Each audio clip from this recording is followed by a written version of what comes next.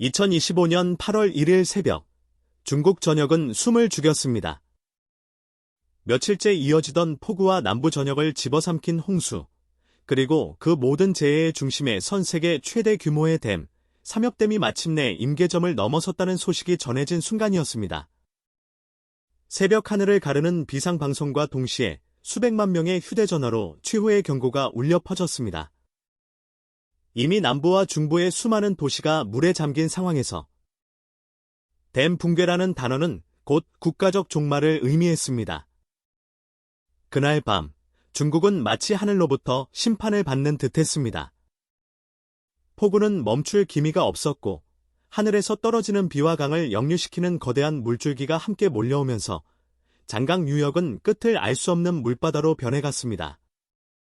삼엽댐은 중국 정부가 20세기 말부터 21세기 초까지 국가적 야심을 걸고 건설한 세계 최대의 수력발전 홍수조절 시설입니다.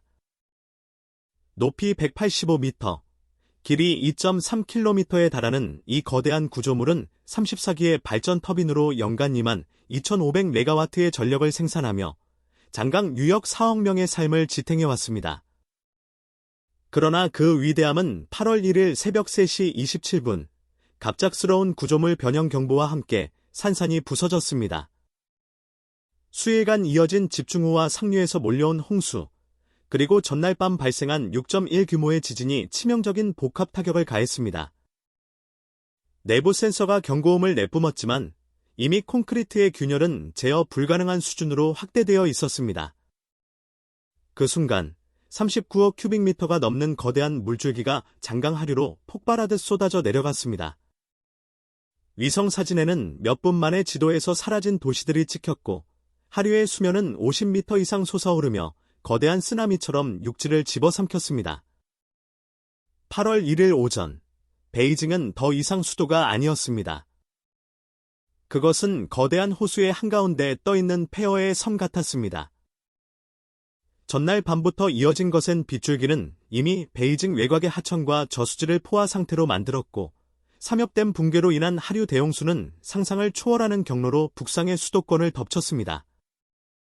평소에는 장강 유역과 직접적인 연결이 없다고 믿었던 시민들은 운하와 지류, 인공 수로망이 역류하며 물이 거꾸로 치고 올라오는 광경을 눈앞에서 목격해야 했습니다. 미윈, 화이러우, 옌칭 등 북부 산악지대의 마을들은 첫 번째로 고립됐고 미윈 저수지가 한계 수위를 넘어서면서 긴급 방류가 시작되자 물길은 단숨에 강북, 차오양, 둥청 등 베이징 핵심 구역까지 밀려들었습니다. 테난먼 광장 위로는 무릎을 넘어 허벅지까지 차오른 흙탕물이 잔물결을 일으키며 흘렀고 세계문화유산인 자금성의 붉은 벽은 빗물과 흙탕물에 휩쓸려 색이 바래갔습니다. 베이징 지하철 노선의 60%가 완전히 중단되었으며 특히 1호선과 2호선의 환승 구간에서는 터널 전체가 물로 가득 차 객차 내부에 있던 승객들이 비상망치를 들고 유리창을 깨 탈출해야 했습니다. 고급 상점가였던 왕푸진 거리는 불과 몇 시간 만에 물결 속으로 사라졌고 네온사인과 광고판이 물에 잠겨 꺼진 채 검게 빛났습니다. 시민들은 고층 건물 옥상과 도로 위 고가다리로 대피했지만 수위는 매 시간마다 20cm 이상 오르며 안전지대마저 위협했습니다. 일부 건물의 저층부는 완전히 수몰되어 창문 밖으로 보이는 것은 오직 끝없이 넘실거리는 물결뿐이었습니다. 차가운 물은 인체의 체온을 빠르게 빼앗아갔고 구조가 늦어질수록 저체온증 환자가 속출했습니다. 거센 물살은 도심의 버스와 화물차를 들이받으며 떠밀었고 서로 부딪히는 금소금이 도시의 침묵을 깨는 유일한 소리로 남았습니다. 저는 이 장면을 보며 깨달았습니다. 베이징의 심장은 멈춘 것이 아니라 물속에서 느리게 가라앉고 있었던 것입니다. 전기와 통신이 끊기자 시민들은 단절된 섬처럼 외부와 고립되었고 그 순간 모든 지도와 GPS는 무용지물이 되었습니다. 살아남기 위해서는 본능과 주변 사람들의 손길만이 의지처가 되었습니다. 중국 응급관리부가 발표한 공식 수치는 그야말로 빙산의 일각이었습니다. 수백만 명이 연락이 끊긴 상태였고 일부 마을은 위성사진에서조차 윤곽을 구별할 수 없을 정도로 완전히 잠겨 있었습니다. 허베이성과 접한 북부교외에서는 주택 수천 채가 지붕만 남기고 잠겼으며 도로 표지판은 물속에서 마치 해저의 표식처럼 흔들리고 있었습니다. 구조 헬기가 떠올랐지만 강풍과 폭우, 그리고 번개가 끊임없이 몰아쳐 착륙을 시도하기조차 어려웠습니다. 몇 차례 시도 끝에 내려온 구조대원들은 눈앞에 펼쳐진 광경에 말을 잇지 못했습니다. 베이징 외곽 미인구의 한노인 요양원은 순식간에 죽음의 함정으로 변했습니다. 거동이 불편한 31명의 노인이 2미터 넘게 차오른 물속에서 구조를 기다렸지만 그들에게 닿기 전에 물은 이미 목숨을 앗아갔습니다.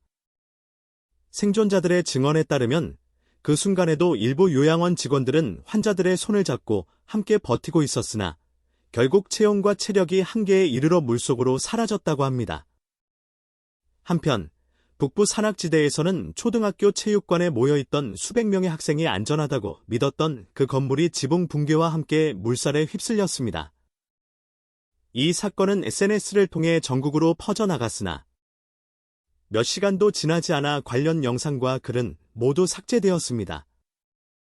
저는 이 장면에서 재난보다 더 두려운 것은 진실의 침묵이라는 말을 떠올렸습니다. 사람들의 절규는 물결에 삼켜졌고 구조 요청은 전송 실패 알림과 함께 사라졌습니다. 드론으로 촬영된 장면은 더욱 참혹했습니다.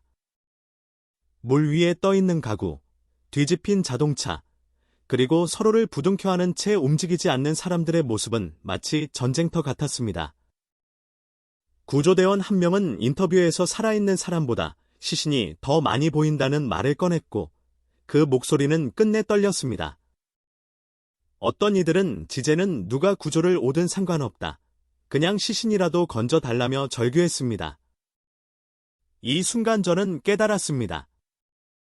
베이징이라는 이름의 도시는 이제 물리적인 공간이 아니라 수많은 사람들의 상실과 고통, 그리고 지워지지 않을 기억으로만 남게 될지도 모른다는 사실을요. 이번 참사를 보며 저는 명확히 느꼈습니다. 삼엽댐 붕괴는 자연재해가 아니라 예고된 인재였습니다. 중국 정부는 수년 전부터 전문가들의 경고를 무시하고 기후변화로 인한 강수 패턴 변화와 지진 활동 증가를 충분히 반영하지 않은 채 댐 운영을 이어왔습니다. 세계 최대라는 타이틀이 주는 정치적 상징성 때문에 안전 점검 결과나 구조적 결함 가능성은 대중에 공개되지 않았습니다. 이 같은 불투명성은 위기 대응 속도를 결정적으로 늦췄고 피해를 걷잡을 수 없이 키웠습니다. 또한 중국의 재난 대응 체계는 중앙집권식 명령 구조로 인해 초기 판단이 늦어지는 치명적인 단점을 다시금 드러냈습니다. 저는 이 사태가 앞으로 중국 내 대형 인프라 프로젝트의 신뢰성을 근본적으로 흔들 것이라고 생각합니다. 중국 영토의 80%가 침수되었다는 속보는 순식간에 전 세계 언론의 톱뉴스가 되었습니다. 일본과 한국은 즉각 긴급 대피령과 함께 해상 경계 태세를 강화했고 동남아 국가들은 해상 난민 수용 계획을 가동했습니다. 국제 유가가 하루 만에 4% 급등했고 원자재와 곡물 가격이 폭등하기 시작했습니다. 중국에서 생산되던 반도체, 전기차 배터리 의류 등 주요 수출품 공급망은 사실상 마비되었고 글로벌 기업들은 대체 공급선을 찾느라 비상에 돌입했습니다. 유엔은 사상 최대 규모의 재난구호 작전을 준비하며 수십만 톤의 구호 물자를 인근 국가를 통해 전달하기 시작했습니다. 그러나 중국 정부가 외부 구조 인력을 받아들일지는 여전히 불확실한 상황입니다. 이번 삼엽댐 붕괴는 단순한 국가 재난이 아니라 인류 문명에 대한 경고라고 생각합니다. 자연의 힘 앞에서 인간의 기술과 오만이 얼마나 무력한지, 그리고 정보 은폐와 정치적 체면이 얼마나 많은 생명을 희생시키는지를 적나라하게 보여준 사건입니다. 지금 이 순간에도 중국 전역에서는 가족을 잃은 이들의 울음소리가 물결 위로 메아리치고 있습니다. 물러나지 않는 홍수처럼 이들의 상처와 분노는 쉽게 사라지지 않을 것입니다. 시청해주신 모든 분들께 감사드립니다. 앞으로도 이 사태의 진행 상황을 계속 전해드리겠습니다. 모든 분이 안전하시길 바라며 오늘의 비극이 내일의 교훈으로 남기를 진심으로 기원합니다.